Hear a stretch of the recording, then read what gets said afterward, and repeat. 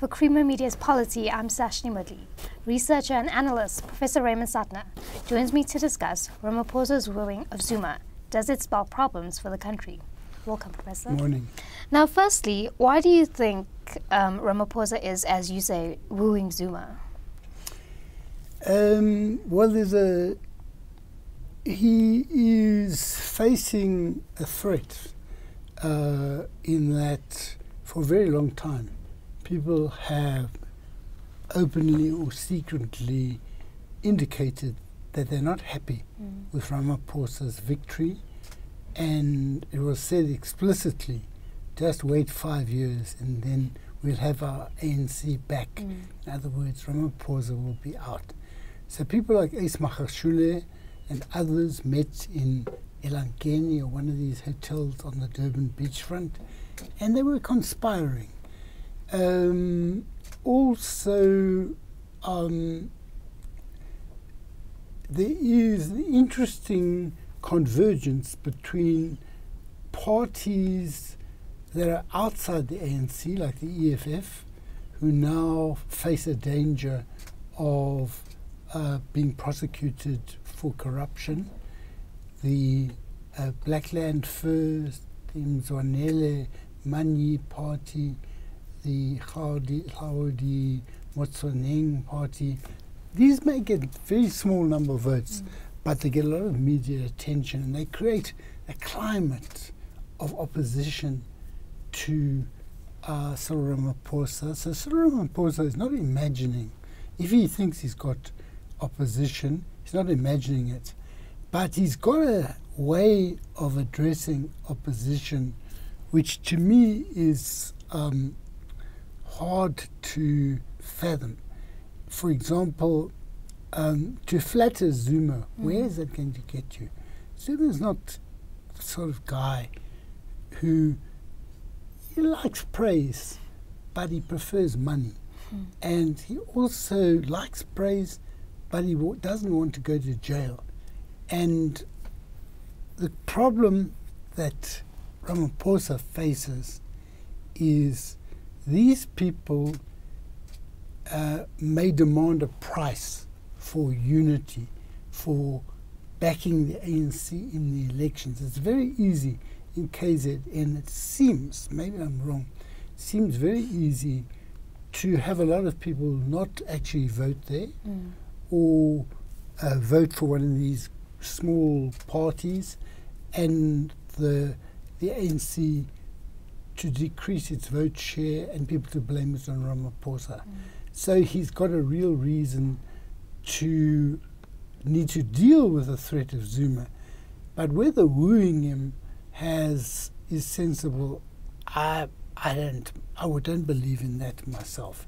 But I mean, he's not got a lot of options. You can't just lock Zuma up as he is. But the other way is to clean up the system and move towards prosecutions and things like that.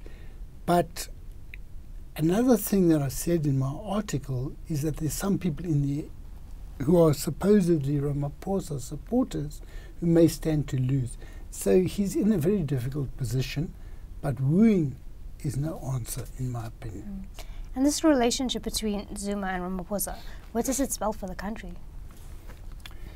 Well, if it means that he is going to make concessions to Zuma to keep Zuma in the camp, it may mean that the reason why a lot of people in business and investors were confident, or let me say more optimistic, when Ramaphosa became president, a lot of those reasons may actually evaporate. And we are not back where we were before, but there will be a lot of unresolved issues from that period. And there are signs, I've mentioned it before, that when Pravin Gordhan was attacked by the EFF, the ANC didn't defend him for about 8 days. And that seems to me to indicate that there are people in the Ramaphosa camp and the Zumaites and the EFF who are not in favor of a clean-up. People don't some of these people don't want clean government. And from what's coming out since then in this Bosasa scandal is that the range of people who have been bribed, corrupted, bought off in one or other way is much wider than the reach of the Guptas. I don't know which is bigger, the Guptas or the Bosas. Someone said it makes the Guptas look like peanuts, but it's not clear. But what is clear is that a lot of people who had very clean images are allegedly part of the network of the Bosasa group. And that is touching people who are in the Ramaphosa camp. This chap, Vincent Smith, don't know if he's innocent, guilty, whatever it is. Someone like that is part of the group who were supposed to be counted on against Zuma.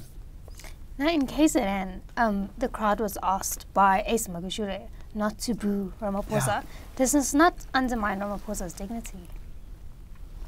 Well, you know, if the person responsible for undermining me were to say to the crowd, don't boo him, I would feel that it's undermining my dignity. But Ramaphosa's way of working is the more people do against him, the more he praises them. You know, like Magashule was involved in this meeting at the Elangeni. He was also quoted as saying, we'll get our ANC back. And then he is on video saying, without Ace Magashule, I would be nothing. I depend on him. He's my boss. Now that's his idea of a joke and wooing Ace Magashule. Ace Magashule is not the sort of guy who gets wooed. You know, he's sort of thinking of the next deal and all that. And Ramaphosa has mentioned the Council of Elders, which Zuma would be part of. Is this flattery towards Zuma, or is there a bigger plan? You know, it sounds like a lot of nonsense to me. Frankly, I think it's going to be stillborn, or if it exists, it will have absolutely no value, and they will not come together as three. Mbeki will not go there with Zuma. And what have they got to say to one another? And what is he needed for? And as I said in the article, if he wants advice, he can speak to them individually. And you don't need a council of elders. It's just another one of these decorative things which mean nothing. And lastly, is this wooing just not an election strategy? It is an election strategy. It's a strategy to try to minimize the possibility of the Zumaites undermining the support for Ramaphosa within the ANC, but within the ANC's constituency more generally, and trying to build a united front. Now, they went through the motions of a united front, but it doesn't guarantee that the same night the Zumaites were not conspiring to do this and that. We don't know.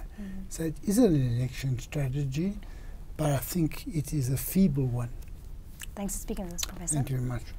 That was Professor Raymond Suttner speaking to Creamer Media's Polity about Ramaphosa's wooing of Zuma.